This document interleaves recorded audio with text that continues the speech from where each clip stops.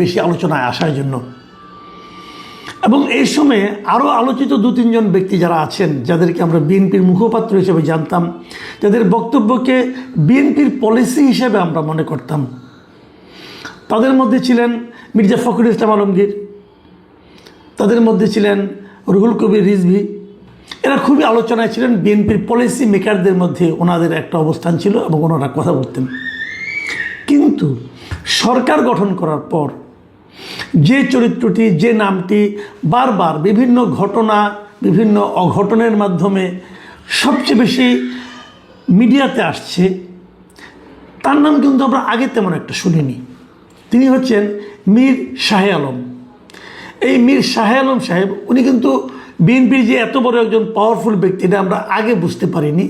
এবং পুরো বিএনপির যে আওয়ামী লীগের সময় যে 15 বছর বিএনপি যখন দৌড়ের উপর ছিল, তখনও ওনাকে অতটা জাতীয় পর্যায়ে নেতা হিসেবে আমাদের মনে হয় নাই। মন্ত্রিসভা ঘোষণার পর আমরা জানলাম যে এই নামে একজন ব্যক্তি আছেন, যিনি নাকি একটা প্রতিমন্ত্রী হয়েছেন স্থানীয় সরকার মন্ত্রণালয়ের। স্থানীয় সরকার মন্ত্রণালয়ের কিন্তু একজন পূর্ণ মন্ত্রী আছেন, তিনি হলেন মির্জা ফখরুল ইসলাম আলমগীর। তার সঙ্গে উনি হলেন প্রতিমন্ত্রী। অথচ ইন্টারেস্টিং ব্যাপার হলো, গত কদিন আগে এই মাসের 13 তারিখে কক্সবাজারের চকরিয়ায় একটা জনসভায় কক্সবাজারেরই প্রতিনিধি, কক্সবাজারের সন্তান, আমাদের স্বরাষ্ট্রমন্ত্রী, যাকে আমি পাওয়ারফুল বললাম একটু আগে, সেই সালাউদ্দিন আহমেদ সাহেব একটা জনসভায় প্রকাশ্যে, এমনকি প্রধানমন্ত্রীর উপস্থিতিতে তিনি সেখানে বললেন জনগণের সামনে যে এই সরকারের সবচেয়ে ক্ষমতাধর প্রতিমন্ত্রী হচ্ছেন মীর শাহ আলম। এটুকু বলার পর তিনি আবার আরেকটু ব্যাখ্যা করলেন যে কেন ওনাকে ক্ষমতাধর বললেন, যে আমরা যখন আমাদের এলাকার উন্নয়নের জন্য ওনার দপ্তরে যাই, ওনার কাছে যাই, ওনার কাছে দিয়ে তদবির করি এবং তারপরে এলাকার উন্নয়ন হয়। এই কথাগুলো নিয়ে প্রধানমন্ত্রীর উপস্থিতিতে কিন্তু, এবং যখন ওনার নাম উচ্চারণ করলেন তখন উনি আবার দাঁড়িয়ে, আমি একটা ভিডিওতে দেখলাম, আবার একটু হাতও নাড়লেন। এবং যখন উনি মীর শাহ আলম সাহেবকে সবচেয়ে ক্ষমতাধর প্রতিমন্ত্রী হিসেবে অভিহিত করলেন, তখন প্রধানমন্ত্রীকেও দেখলাম একটু মৃদু হাসি দিতে। ব্যাপারটা আসলে কী দাঁড়ালো? ব্যাপারটা দাঁড়ালো এই যে উনি যে ক্ষমতাধর প্রতিমন্ত্রী, এটা প্রধানমন্ত্রী এক ধরনের একভাবে অনুমোদন দিলেন। হয়তো হতে পারে প্রধানমন্ত্রীর স্বরাষ্ট্র মন্ত্রীর এমন বক্তব্যকে রসিকতা হিসেবে নিয়েছেন এবং রসিকতা হিসেবে নিয়েই উনি হাসি দিয়েছেন, এটা হতে পারে, কিন্তু আমি অস্বীকার করছি না। কিন্তু আমার কথা হলো যে এই ধরনের রসিকতাই বা স্বরাষ্ট্রমন্ত্রী কেন করবেন? তিনি কি মীর শাহ আলমকে সম্মানিত করার জন্য করলেন, নাকি আমাদের চলতি ভাষায় আমরা যেটা বলি মীর শাহ আলম সাহেবকে বিতর্কিত করার জন্য অথবা পচানোর জন্য এই কথাটা বললেন? দুটোই কিন্তু হতে পারে।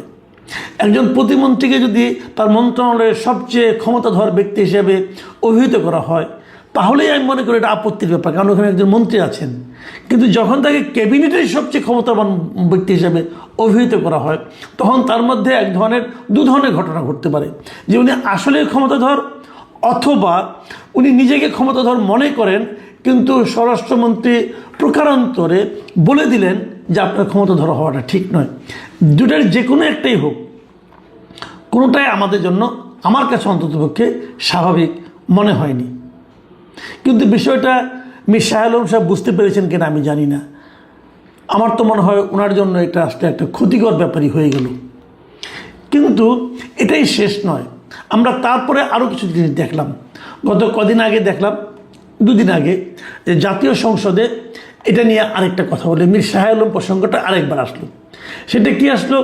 সেটা আসলো যে 11 জুন বগুড়ায় যে নতুন যে শিবগঞ্জ এবং নতুন একটা মোকামতলা উপজেলা হয়েছে, শিবগঞ্জ আগেই ছিল, মোকামতলা নতুন যে উপজেলা হয়েছে, সেই উপজেলায়, দুটো উপজেলায় মিলে 4টা নতুন ইউনিয়ন গঠন করা হয়েছে।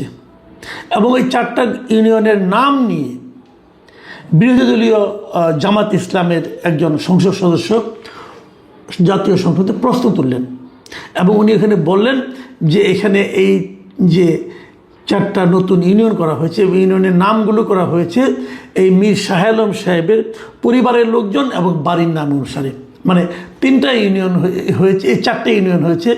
একটা ইউনিয়ন পড়েছে শিবগঞ্জ উপজেলায়, তার নাম হলো মীরবাড়ি ইউনিয়ন। আর নতুন যে মোকামতলা উপজেলায় যে 3টা ইউনিয়ন হয়েছে, একটা নাম হলো সীমান্ত ইউনিয়ন, একটা নাম দিগন্ত ইউনিয়ন এবং আরেকটা নাম স্বর্ণগ্রাম ইউনিয়ন। ইন্টারেস্টিংলি মীরবাড়ি এটা হলো মীর শাহ আলম সাহেবের নিজের বাড়ির নাম। ওনারা খুব সমৃদ্ধ পরিবার, বাড়ির নাম হলো মীরবাড়ি। ওনার 2 সন্তান, একজন নাম সীমান্ত আর একজন নাম দিগন্ত। এবং ওনার একজন ভাইয়ের মেয়ে মানে ভাতিজি, যার নাম হলো স্বর্ণালী, তার নাম অনুসারে নাকি রাখা হয়েছে স্বর্ণগ্রাম ইউনিয়ন। জাতীয় সংসদে দাঁড়িয়েই মীর শাহ আলম সাহেব তার এই নামকরণের একটা ব্যাখ্যা দিলেন, এবং ব্যাখ্যা দিয়ে উনি যেটা বলার চেষ্টা করলেন, এই নামকরণগুলির সঙ্গে ওনার কোনো সম্পর্ক নাই, উনি কিছু বলেননি। এটা ওখানকার জেলা পরিষদ এবং ওখানকার একটা গণশুনানির মাধ্যমে নামকরণগুলি করা হয়েছে। কাকতালীয়ভাবে ওনার পরিবারের লোকজনের সঙ্গে নামগুলো মিলে গেছে, এবং উনি একটা ব্যাখ্যা দিলেন। একটা যেহেতু সীমান্তবর্তী এলাকা, এই জন্য সীমান্ত ইউনিয়ন, আর একটা যেমন অনেক দূরে দিগন্ত, গাইবান্ধার একদম সীমান্ত পড়েছে, এই জন্য ওটা দিগন্ত ইউনিয়ন, এই জন্য নানা ধরনের ব্যাখ্যা দিলেন।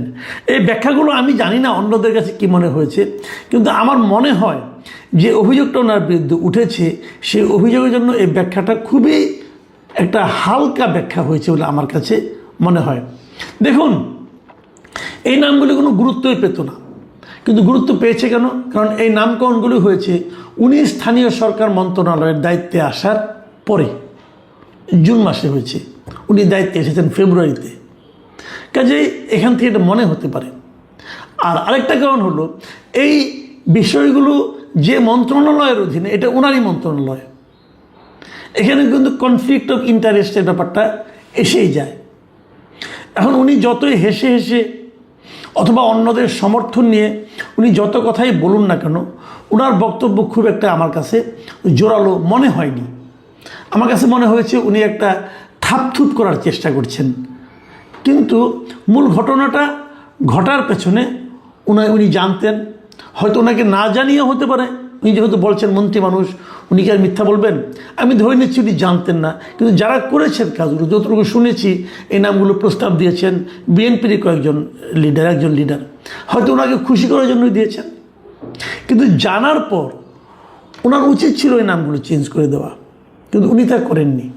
এই যে না করার যে ব্যাপারটা, দেখুন আওয়ামী লীগের আমল আমরা দেখেছি যে প্রায় প্রতিটা প্রতিষ্ঠানের নাম হয় শেখ হাসিনা, অথবা তার মা, অথবা তার বাবা, অথবা তার ভাই, অথবা তার ভাইয়ের বউ, এরকম অনেকের নামে নামে হতো। কিন্তু অনেক একই জনের নামে 10টা 20টা করে প্রতিষ্ঠান হয়েছে।